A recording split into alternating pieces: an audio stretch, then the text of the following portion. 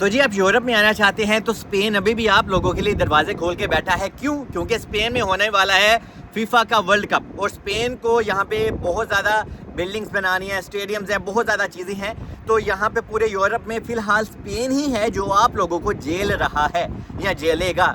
तो इसका क्या सिस्टम है, क्या प्रोसेस है? क्योंकि दुबई, सऊदीया, कतर, ओमान से बहुत ज़्यादा फैमिलीज, सिंगल लोग इंडिया, पाकिस्तान से आना चाहते हैं, क्योंकि दुबई, सऊदीया में आपको अकामा भी लेना पड़ता है, तो लोग थक गए हैं। और यूके से भी लोग आना चाहते हैं, तो पूछते हैं कि हमारा तो स्पेन में कोई है ही नहीं, तो हम प्रोसेस कहाँ से और किस तरह से स्टार्ट करवा सकते हैं और कितने पैसे हमारे पास होने चाहिए। एनीवे, सारी चीज़ें स्टेप बाय स्टेप आपको बताता हूँ। आपको बता दूँ कि पूरे यूरोप में क्या पूरी दुनिया में ही सख्तियाँ बढ़ती चली जा रही हैं। तो हर रोज़ नए नए रूल्स आ रहे हैं यहाँ पे यूरोपियन यूनियन में और चीज़ें काफ़ी टाइट हो गई हैं। पुर्तगाल ने भी इमिग्रेशन ओपन करके रखी हुई थी, तो उन्होंने भी बंद कर दी, लेकिन फ़िलहाल स्पेन की ओपन है। सबसे पहला काम होता है कि आपका यहाँ स्पेन में आना। स्पेन में आने के बाद आपको अपनी इम्पाद्रोनामेंटो करवानी होती है। ये इम्पाद्रोनामेंटो आसान लफ्ज़ों में होती है प्रूफ ऑफ एड्रेस, कि जहाँ पे फॉर एग्जांपल आप रहते हैं, सोते हैं, वहाँ पे आपके घर में एक लेटर वगैरह समझ लें आपका एक एड्रेस बन जाता है। जैसे हमारा इंडिया पाकिस्तान में एक एड्रेस होता है ना, जिस घर में हम रहते हैं, तो वहाँ पे हमारी चिट्ठी वगैरह या कोई लेटर वगैरह गवर्नमेंट की तरफ से आता है या किस कहीं से भी। तो जब आपका इम्पाद्रोनामेंटो का प्रोसेस होता है तो इसमें आपको एक बंदा चाहिए। अभी बंदा ऐसा होना चाहिए कि उसके पास चाहे स्पेनिश पासपोर्ट हो या ना हो, इट डजेंट मैटर, उसके पास लेकिन घर का कॉन्ट्रैक्ट होना चाहिए। मिसाल के तौर पे अगर आपका यहाँ पे कोई जानने वाला है, उसको आजमाएं, उसको पूछे क्या वो आपकी इम्पाद्रोनामेंटो में हेल्प कर सकता है, क्योंकि ये ही काम सबसे मुश्किल होता है। अगर आपका रिश्तेदार आपकी हेल्प कर दे तो समझ लें आपका 1000-1500 यूरो सेफ हो जाता है। अगर आपका कोई यहाँ पे जानने वाला ही नहीं है तो आपकी जेब में रोकड़ा पैसा होना चाहिए, क्योंकि स्पेन में अगर आपकी जेब में पैसा है तो लोग पूछते हैं कि कैसा है। आपका यहाँ पे काम रुकता कोई भी नहीं है, चाहे आपका कोई जानने वाला है या नहीं है, चाहे आपके कोई अपना हेल्प करे या ना करे, तो फिर आपके पास बजट ठीक ठाक होना चाहिए। तो पहले आप अपने रिश्तेदारों को आजमा लें, अगर नहीं तो समझ लें आपका 1000-1500 यूरो लगने वाला है। तो आपने जिस भी बंदे से पूछना है, या अगर आपको कोई बंदा मिल जाता है, बुरे लोग तो बहुत ज़्यादा है यहाँ पे स्पेन में, लेकिन बीच में अच्छे फूल भी होते हैं, लेकिन वो बहुत कम होते हैं। तो अगर आपको कोई अच्छा बंदा मिल जाए, वो आपको कहेगा ठीक है भाई मैं आपको अपने घर का एड्रेस दे रहा हूँ, तो वो आपको फिर लेके जाएगा कौंसल के ऑफिस में, अपने घर का कॉन्ट्रैक्ट लेके और अपना एक बिजली का वो जो बिल आता है ना, वो लेके तो आपको लेके जाएगा, या पानी वाला बिल भी। तो आप उसके साथ जाएंगे। ये 5 मिनट का प्रोसेस होता है, लेकिन आपने सीता लेके जाना है। सीता स्पेनिश में मैंने बोला अपॉइंटमेंट लेके जाना है। अगर बार्सिलोना की बात करूं तो यहाँ पे रश थोड़ा ज़्यादा है, तो आपको अपॉइंटमेंट मिलने में भी 1 महीना लग सकता है। ये अपने अपने माइंड में रखना है।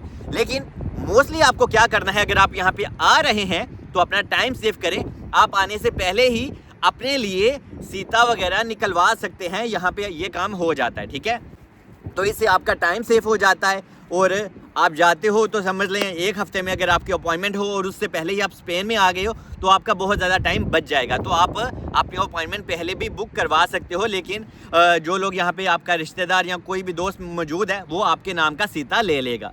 उसके बाद आप जाते हो, ये 5 मिनट का प्रोसेस होता है, ठीक है। आप उसी बंदे के साथ जाओगे और जब आप अंदर ऑफिस में जाओगे 2 से 5 मिनट के अंदर अंदर वो ऑफिस वाली लड़की या लड़का आपका प्रोसेस करवा के, अंदराज करवा के, तो आपको वो वापस आपका पासपोर्ट दे देता है और उसके बाद आपने 2 साल यहीं पे रहना होता है। यहाँ पे एक लोग सवाल पूछते हैं कि सलमान क्या वो हमारे बायोमेट्रिक्स भी लेते हैं? तो नहीं, स्पेन आपके बायोमेट्रिक्स कभी नहीं लेता स्टार्टिंग में इम्पाद्रोनामेंटो करवाते वक्त, और ये सबसे अच्छी बात है।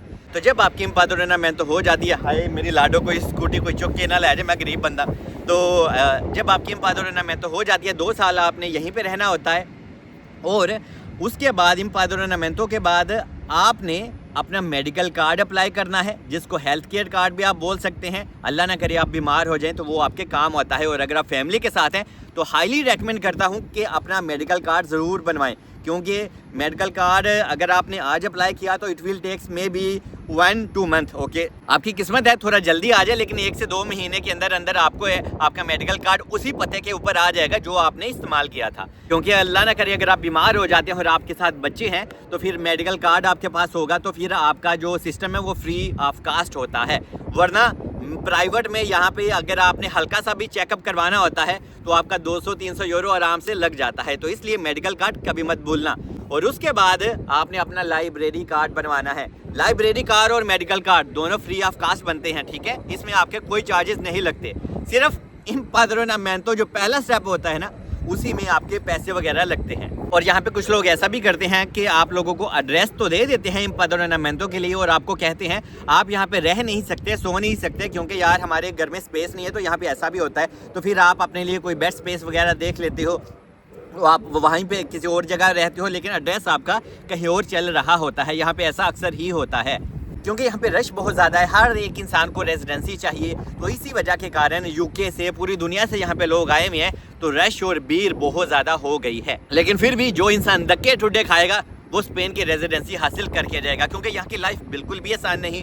यहाँ पे आपको जॉब्स, अकोमोडेशन मिलना बहुत प्रॉब्लम आपको करता है। तो ये सारी कंडीशन और हकीकत भी आपको पता होनी चाहिए यहाँ आने से पहले, क्योंकि जब आपके पास हकीकत नहीं होती ना और आप यहाँ पे आ जाते हो तो फिर तुम बहुत परेशान होते हो कि यार ये तो सानू चीज़ां किसी ने दसिया ही नहीं सन। तो इसलिए मैं आपको अच्छी चीज़ों के साथ यहाँ की जो थोड़ी सी रियलिटी होती है वो भी बताता हूँ कि आपका माइंड थोड़ा सा प्रिपेयर रहे कि हाँ भाई ये टेंशनें या गोल आप लोगों को फेस करने पड़ सकते हैं। क्योंकि जब आपके पास असली इन्फॉर्मेशन होती है ना तो आप कोई भी पहाड़ चढ़ जाते हो, ठीक है। तो अब आपकी इम्पाद्रोनामेंटो हो गई और यहाँ पे बाद में अगर आपको कोई अपना ही घर मिल जाता है, ऐसा होता है, तो वो बहुत अच्छा है। तो आप बाद में अपने इम्पाद्रोनामेंटो के एड्रेस को चेंज भी करवा सकते हैं।